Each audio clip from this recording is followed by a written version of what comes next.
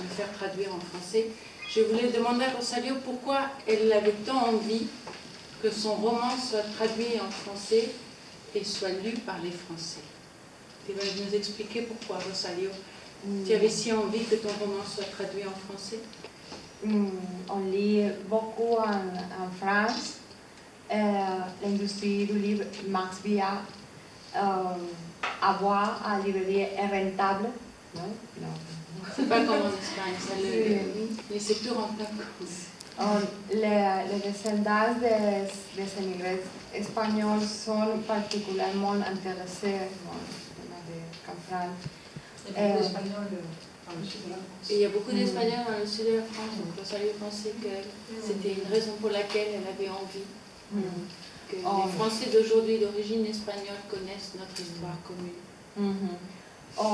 La moitié des personnages sont français. Il y a beaucoup de touristes français à Canfranc, à Romans. C'était les arguments de Rosalio pour que son livre soit traduit. Et alors, pour pouvoir faire ça, on lui avait demandé de traduire le premier chapitre. Et ce qu'on a fait, et aujourd'hui elle me demande que vous ayez envie de lire, que je vous lise un peu de son travail en français. D'accord? Je vais commencer, je suis un peu intimidée, alors je fais ça le mieux possible, mais je suis un petit peu intimidée. Angel Sanspirts et d'autres depuis la Croatie, Budapest au Vilna. Pour ces persécutés du régime nazi, Canfranc représentait l'espoir.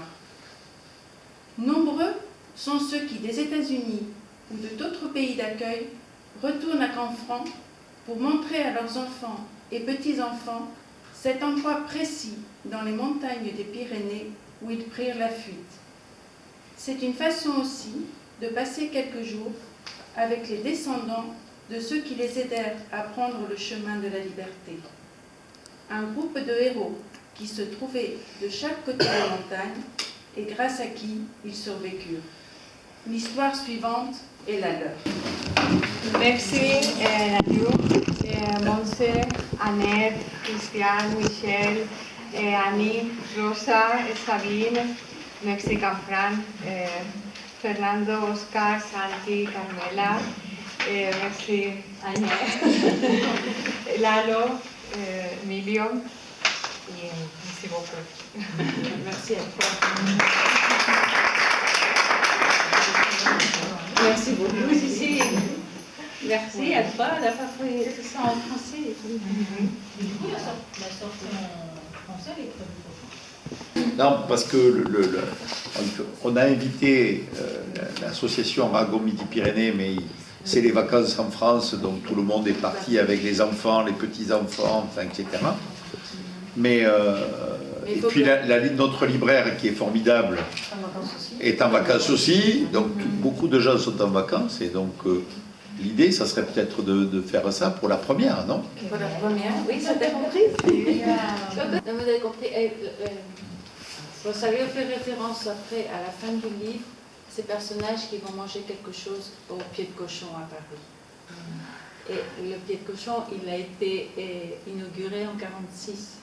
Donc elle a mis une note à la fin de son pour expliquer que ces personnages, c'était après la guerre, qu'ils se retrouvaient à Paris et qu'ils avaient pu aller manger au pied de cochon. Donc tout le monde, il y a toujours quelqu'un qui voit de près ce qui ne s'ajuste pas tout à fait à la réalité. Dire, ça donne encore à penser de ce qui est aujourd'hui. C'est ça qu'elle dit, Rosalio. C'est ça qu'elle explique. Que c'est une histoire qui est malheureusement actuelle, avec les événements d'aujourd'hui. un poco la transversalidad que es una cosa de moda ahora mismo. C'est quelque chose, oui. C'est malheureusement d'actualité, ce mouvement. Il va l'avoir dans un sens, dans l'autre, dans le monde. Montrer une photo d'un Espagnol en disant que c'est un Américain. Non, mais ils ont dû rectifier après. C'est pas tout à fait ça. C'est-à-dire qu'en fait, c'était la division Leclerc, la division française, oui, qui a été plus vite que les divisions américaines. Et c'était la division française. Mais ce n'était pas des Français, c'était la plupart, c'était des Espagnols. Voilà. Et ce sont Mais je crois que l'histoire aussi. Les soldats c'est que espagnols la ont photo- beaucoup encadré la résistance en France. C'est-à-dire que c'était des soldats aguerris, c'est des soldats qui avaient fait 4 ans de guerre civile, et quand ils sont arrivés dans les maquis, ils ont formé les jeunes Français qui sont devenus des militaires, des résistants. Et il y a une très belle BD de cet artiste envoyé de l'Institut français qui a écrit l'histoire de la Nueve en BD. C'est de ça dont je parle. Et elle est traduite en français. Elle est traduite en français. de Paco Roca. Oui. C'est clair, je crois. C'est superbe.